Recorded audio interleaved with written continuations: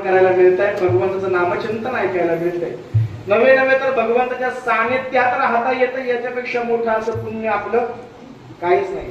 त्याचं नामस्मरण मुखात येण्यासाठी अनंत जन्माचं पुण्य लागतं. मगाशी जसं सांगितलं तसं त्याच्या नामस्मरणाचा आस्वाद घेण्यासाठी देखील महत्व जन्माचं पुण्य लागतं. महजन्माच्या पुण्यानेच ते प्राप्त होतं. आणि भगवंताला हीच इच्छा वारंवार वारंवार वारंवार तुकोबाराय करतात अभंगाच्या पहिला जन्म.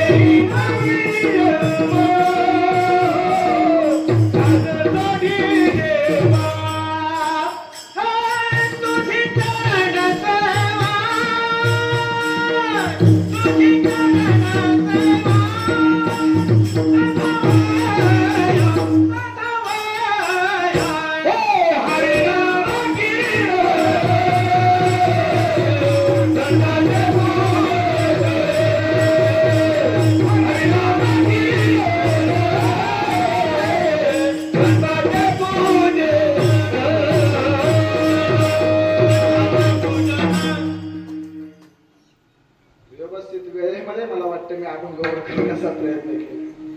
सुरुवात वरून करायची होती, पण बाबांमुळे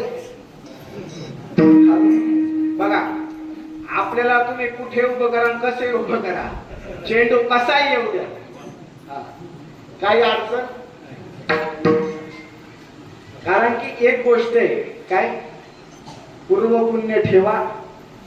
तुका म्हणे काही न करता, या जन्मात माझं असं काहीच पुण्य नाही, पण पूर्व पुण्य काहीतरी असावा, पुण्य ठेवा की जेणेकरून त्या ठिकाणी वैराग्य संपन्न पुरुषांच्या लाईनीमध्ये मला कीर्तन करायला मिळालं. आजपर्यंत दत्तात्रय महाराज लोकाही असतील, शंकर महाराज शिवाय नामवंत कीर्तनकारांच्या लाईनीमध्ये तुमच्यामुळे आज मला कीर्तन करायला मिळालं. पूर्व पुण्य ठेवा. त्याच्यात तुमच्या संपूर्ण ग्रामस्थांचे आभार मी पहिल्यांदा व्यक्त केले, पुन्हा एकदा त्या ठिकाणी आभार व्यक्त करतो. स्तुती नाही करत, परंतु त्या ठिकाणी आज मला कीर्तन रूपी सेवेसाठी अतिशय दुरून थुगावरून त्या ठिकाणी विनायक महाराज एरंडे आलेले आहेत. श्रीपद महाराज पुढेकरांचे नातू बरं का, हेच वैराग्य संपन्न वैभव त्यांच्या मुलीचे मुलगे विनायक महाराज एरंडे आलेले आहेत. अतिशय जवळच आमचे नातेसंबंध असणारे आमचे दाजी मांजरे दाजी आलेले आहेत. त्यांच्यासोबत देशमुख सर देखील आलेले, उत्कृष्ट ज्यांचं हे. आणि नवे नवे तर नारळे गावचे जावई आणि मला ज्यांनी वकील क्षेत्रात आणलं ते माझे प्रेरणास्थान आमचे सर देखील आजच्या कार्यक्रमाला उपस्थित आहेत. पानसरे साहेब त्या ठिकाणी उपस्थित आहेत. जी सेवा त्यांच्या माध्यमातून मिळाली ते आमचे काळे बाबा आणि काळे आजींवरती तर माझं आतोनात प्रेम आहे. त्यांचंही माझ्यावरती आतोनात प्रेम आहे. त्यांचे नातू अजिंक्य दादा असतील, त्या ठिकाणी तुषार मामा असतील, आणि तुम्ही सर्वच त्या ठिकाणी सर्वच जवळची मंडळी बरं का. पुन्हा एकदा त्या ठिकाणी नाईक महाराज तुमचं बाबा त्यांनी तारीख दिल्याच्या नंतर 2 दिवस झालं मला फोन करून नक्की येत आहे ना. बघा याच्यानंतर एकदा तुमचं निवृत्ती झाली, संसार एकदा मुलं मला लागली ना, मग माणसाने परमार्थाकडे वेळ द्यायला काही हरकत. तुम्ही शेवटच्या क्षणापर्यंत जर परमार्थ सोडून जर त्या ठिकाणी कोणाला हे सुचत राहिले ना, ते असं का केलं ते तसं केलं, निवृत्त व्हायचं, मस्तपैकी गावच्या सप्त्यांमध्ये सहभाग दर्शवायचा नाही. आपल्याला माईक वरती बोलता आलं, काय नियोजन तर करता आलं, मंडळीमध्ये जाऊन काहीतरी कार्य करता येणार. मला त्यांच्या वयाकडे बघून आणि त्यांच्या त्या फॉलोअप कडे बघून खरंच मला आनंद होतोय की बाबांनी हा सोंदा फोन करून विचारलं काल आज आहे महाराज नक्की आलेच ना. कारण का नियोजन करणाऱ्या मंडळींच्या डोक्यावरती तो एक भार असतो. कुठलाही कार्यक्रम न्यायचा म्हणजे त्यांना जवळपास 30 दिवस काय मला वाटत नाही निश्चिततेने झोप असते.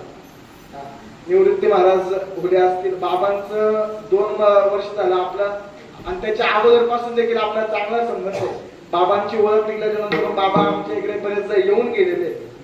आधी करून जी आता इथे उपस्थित बरीचशी मंडळी असतील त्याच्यामध्ये विनेकरी बाबा असतील, वयोवृद्ध आहेत. अगदी त्यांनी फेटा घातल्याच्या नंतर ना हा बघा त्यांच्या मुखाकडे. मी खऱ्या अर्थाने सांगतो, आपल्या लोकांना फार सवय ते मध्यंतरी स्टेटसला एक ओळ फिरत होती, लोक तुमच्या काय हातामध्ये बाटली बघतील काय, पण माळ लोकांना सहन होत. आणि ही खरी परिस्थिती. एखादं जर पोरग उन्हाळा फिरणार जर एखाद्या दिवशी टाळ घेऊन उभं राहिला ना, तर तुम्ही त्याच्यावर हसणार. आपण खाली एवढे शाही आपण त्याच्यावरती हसणार. पण त्याच्याच ऐवजी त्या ठिकाणी त्या मुलाच्या बाजूला आपला नातू उभा राहणार काय. हा महिन्याचा सप्ताह जसं ग्रामस्थ मंडळींच्या सहयोगातून चालू होतोय ना, मला असं वाटतं की प्रत्येक सप्ताह हा ग्रामस्थ मंडळींनी चालू केलेला आहे. आता जे फॅड आलंय बाहेरून लोक आणायचं ते लवकरात लवकर बंद केलं पाहिजे. आपल्या इथून त्या ठिकाणी आपण पखवाडकार निर्माण केलं पाहिजे. आपल्या गावातून आपण गायक तयार केले पाहिजे. आपल्या गावातून आपण टाळकरी निर्माण केले पाहिजे. सप्त्यांचं नियोजन प्रवचन आधी करून ज्या संतांनी घालून दिलं, कोंडाजीबा वगैरे असले त्यांनी कशासाठी, का तर त्या गावातल्या लोकांचं नामस्मरण घडावं. हेतू काय होता मूळ, हे एवढे श्रीमंत झाले की यांनी बाबा उक्ते आणले, यांनी सप्ते उक्ते दिले. माफ करा ती माझी पात्रता नाही, परंतु खरा हेतू काय होता तो विसरू. कायद्यामध्ये उद्दिष्टांना फार महत्व आहे. संविधानाची प्रस्तावना अगोदर वाचली जाते, त्याच्यामध्ये अगोदर काय लिहिलंय ते पाहिलं जातं आणि मग बाकीच्या कलमांचा अन्वयार्थ लावला जातो. त्या पद्धतीने आपल्या सप्त्यांचं निर्माण होण्याच्या पाठीमागचं काय होतं उद्देश आपण लक्षात घेतलं पाहिजे. एवढंच बोलतो काय, आणि एकदा संतांचं भजन करू. ज्ञानेश्वर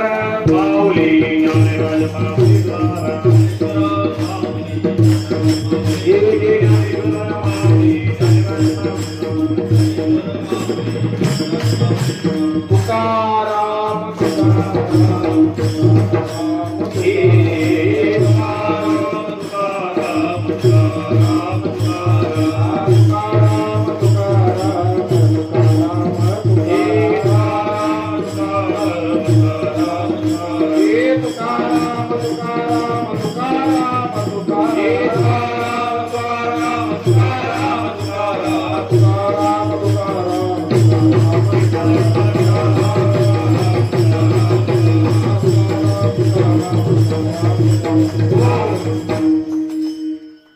माझ्या अल्पबुद्धीमुळे ज्यांचा नामोल्लेख मला करता नाही आला त्या सगळ्यांच्या चरणी एकदा धन्यवाद.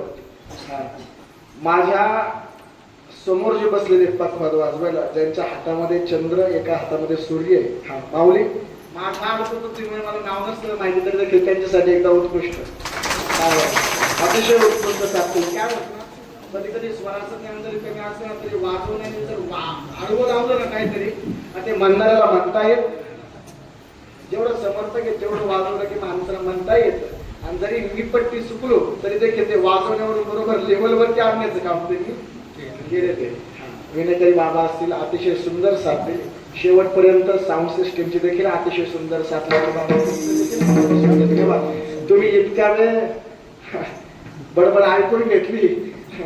साष्टांग दंडवत ईश्वरगात तुमच्या देखील चरणावरती साष्टांग दंडवत करतो. किंबहुना तुमचे गेले धर्मकीर्तन सिद्धी नेल्याने येथे माझे जे उरले बाई कपन विठ्ठल जय जय.